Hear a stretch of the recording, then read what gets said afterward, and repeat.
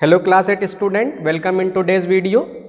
In this video we will study about bell jar experiment because an important question in your book is कि how we can show sound needs material medium for its traveling.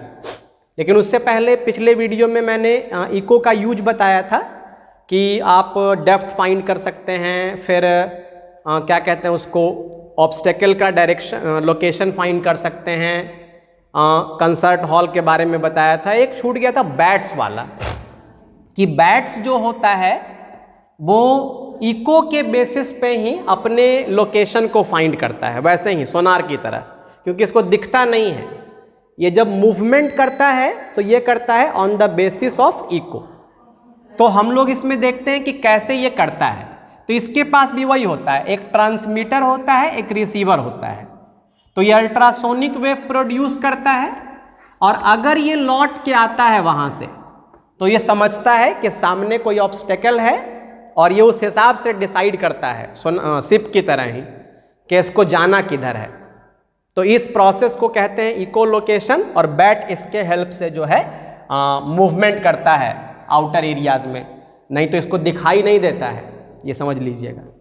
आइए हम लोग एक important bell jar experiment start करते हैं।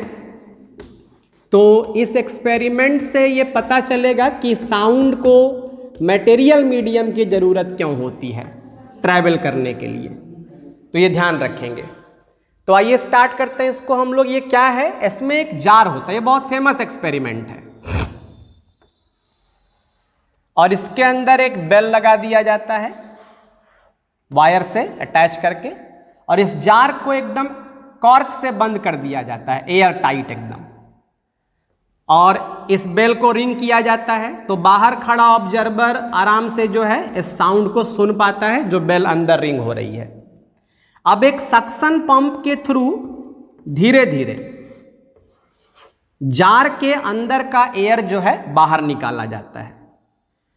तो ये जो ऑब्जर्वर है, लिसनर सॉरी, ये क्या देखता है कि जैसे जैसे सक्शन पंप से जार की हवा निकाली जाती है तो जो बेल का रिंगिंग साउंड है वो धीरे धीरे कम होता जाता है। अब रिंगिंग साउंड धीरे धीरे कम होता है और जब पूरी हवा निकल जाती है तो एक समय ऐसा भी आता है कि इसको आवाज सुनाई देना ही बंद हो जाता है। मतलब क्या कहा मैंने कि सबसे पहले जार में बेल डाल देते हैं और एक कॉर्क लगा देते हैं, फिर जो है बेल को रिंग करवाते हैं, बजाते हैं, तो ये रिंगिंग साउंड सुन पाता है।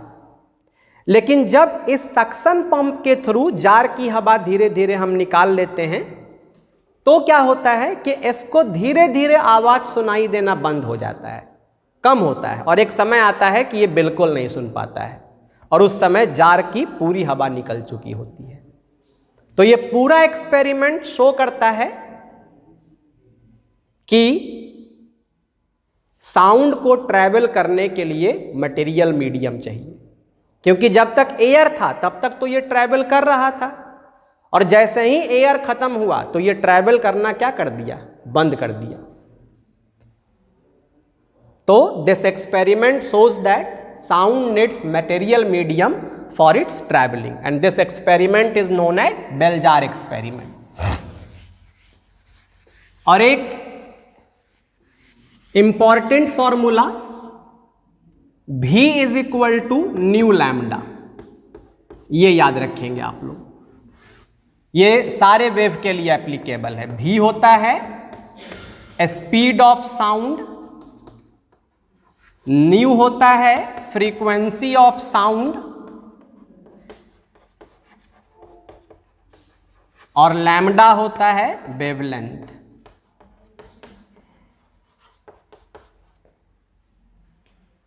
ध्यान रखेंगे। तो ये formula V is equal to nu lambda. उसके बाद इन लास्ट साउंड का 3 कैरेक्टर होता है। लाउडनेस जो एम्पलीट्यूड पे डिपेंड करता है, इट डिपेंड्स ऑन एम्पलीट्यूड। अगर बड़ा एम्पलीट्यूड है तो ये लाउड साउंड होगा, और कम एम्पलीट्यूड है तो फैंट साउंड होगा, मतलब धीरे सुनाई देगा आपको। और ये डेसिबल में मेजर किया जाता है। आप अपने बुक में देखेंगे बताया हुआ है कि कितने डेसिबल के साउंड को कैसा कह सकते हैं। तो लाउडनेस डिपेंड्स ऑन एम्पलीट्यूड, और आपके बुक में ये लिखा हुआ है कि लाउडनेस को इंटेंसिटी भी कहते हैं। तो चलिए अभी तक के लिए मानिए फिलहाल, लेकिन बाद में आप जानेंगे कि लाउडनेस और इंटेंसिटी डिफरेंट है, क्योंकि ये थोड़ा अलग डिफाइन होता है। अभी आपके बुक में लिखा हुआ है, तो चलिए जूनियर क्लासेस के लिए माना जा सकता है।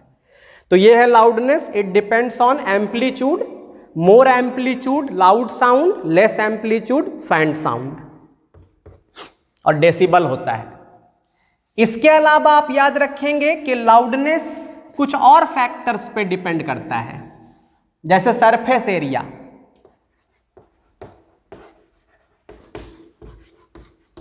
अब आप किसी ड्रम को बजाते हैं, ढोलक इस तरह का, तो जितना बड़ा सरफेस एरिया रहेगा उतने ज़्यादा वाइब्रेशन होंगे, और जितना ज़्यादा वाइब्रेशन होगा उतना जो है लाउड साउंड प्रोड्यूस होगा।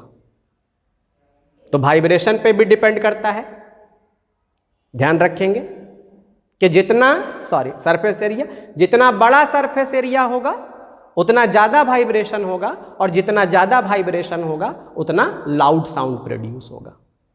फिर आपका है डिस्टेंस ऑफ लिसनर। अब सोर्स मान लीजिए यहां है और लिसनर नजदीक है इसके सोर्स के, तो इसको लाउड साउंड सुनाई देगा। और लिसनर जो है वो ज्यादा दूर चला जाता है सोर्स से, तो उसको फैंट साउंड सुनाई देगा। ध्यान देंगे। साइज पे भी डिपेंड करता है। अब छोटे साइज का बेल है तो उससे कम लाउड साउंड निकलेगा, लेकिन वही बड़े साइज का बेल है, जैसे मंदिर का जो बेल होता है बड़ा होता है तो उससे ज़्यादा लाउड साउंड निकलता है। तो ये सब भी फैक्टर हैं जो लाउडनेस को अफेक्ट कर सकते हैं। फिर होता है pitch. It depends on frequency. अगर फ्रीक्वेंसी ज़्यादा है तो हाई पिच, और फ्रीक्वेंसी अगर लो है तो लो पिच। जनरली वेमेन का जो साउंड होता है वो हाई पिच होता है, और मेन का जो साउंड होता है वो लो पिच होता है। अगर भारी आवाज है तो वो लो पिच, और मीठी आवाज है तो वो हाई पिच। तो वेमेन का साउंड हाई पिच और मेन का साउंड लो पिच। इंस्ट्रूमेंट में जैसे ये आपका जो गिटार वगैरह होता है तो उसके जो वायर्स होते हैं थिनर होने चाहिए और एकदम टाइट होने चाहिए, टेंशन एकदम ज़्यादा होना चाहिए। थिनर होना चाहिए और टेंशन क्या होना चाहिए, ज़्यादा, तो हाई पिच साउंड आएगा, आपको सुनने में जो है अच्छा लगेगा। और थोड़ा भी टेंशन कम गया तो एक भद्दी आवाज़ आनी शुरू हो जाएगी, वो लो पिच हो गया। और एक होता है क्वालिटी। तो क्वालिटी क्या होता है कि हर आदमी का आप आवाज़ सुनिएगा, एक डिफरेंट उसमें जो है आपको पता चल जाएगा। भले उनकी लाउडनेस और पिचनेस सेम हो, लेकिन फिर भी आवाज़ आप सुन के बता देते हैं कि ये किन की आवाज़ है। जैसे अमिताभ बच्चन की आवाज़, शाहरुख खान की आवाज़, आप अगर टीवी से दूर भी हैं तो आप आवाज़ सुन के बता देते हैं कि ये इस एक्टर की आवाज़ है, ये इस प्लेयर की आवाज़ है। तो this is the character of sound which distinguish between two sound having same loudness and same pitchness. अगर सेम लाउडनेस और सेम पिचनेस की साउंड है फिर भी डिफरेंस हो रहा है, तो जिस कैरेक्टर की वजह से होता है that character is known as quality. It is also known as timbre. दोनों नाम याद रखेंगे, क्वालिटी भी इसका नाम है और टिम्बर भी इसका नाम है। And the last topic is what is the difference between music and noise. Music और नॉइज में क्या डिफरेंस है? तो music is the pleasant sound and noise is the unpleasant. अब देखिए ये पर्सन टू पर्सन भी वैरी करता है, प्लीजेंट अनप्लीजेंट, लेकिन डेफिनेशन जो है वो है। अब जैसे आज का जो डीजे होता है तो नए जनरेशन के लिए वो प्लीजेंट है, लेकिन पुराने जनरेशन को सुना दीजिए वो अनप्लीजेंट हो जाएगा। लेकिन डेफिनेशन के अनुसार वो नॉइज है, क्योंकि म्यूजिक जो होता है इसमें एकदम पैटर्नल साउंड होता है, एक पैटर्न का जो है वेव प्रोड्यूस होता है, और नॉइज में डिफरेंट वेव एकदम मिक्स रहते हैं। तो ये प्लीजेंट होता है, ये अनप्लीजेंट होता है। इसमें एक पैटर्न का साउंड होता है और इसमें डिफरेंट पैटर्न। आप गिटार ही बजाते हैं तो जिसको बजाना आता है उससे सुनिए तो बहुत अच्छा लगेगा, और वही गिटार दे दीजिए उससे जिसको बिल्कुल बजाना नहीं आता है, तो वही गिटार बजाएगा और आपको बिल्कुल भद्दा लगेगा कि क्या बजा रहे हो। तो अगर पैटर्नल साउंड है जिसे बजाना आता है तो वो म्यूजिक कहलाएगा, और बिना पैटर्न के जैसे तैसे मिक्स है तो उसको नॉइज कहेंगे हम लोग। तो this is the music and noise. अब आप लोग का साउंड चैप्टर जो है वो खत्म हुआ। इसको आप लोग बुक में अच्छे तरह से देखिए, क्वेश्चन आंसर बनाइए, और जो समझ में नहीं आए उसको मेरे पर्सनल व्हाट्सएप नंबर पे पूछिए। सिलेबस भी आपका यहीं तक है, साउंड तक, इसलिए मैंने स्पेशल वीडियो इसका बना दिया। अब सभी लोग इसको एकदम आराम से पढ़िए और जिनको भी जो दिक्कत है वो पूछिए। Okay, thank you student.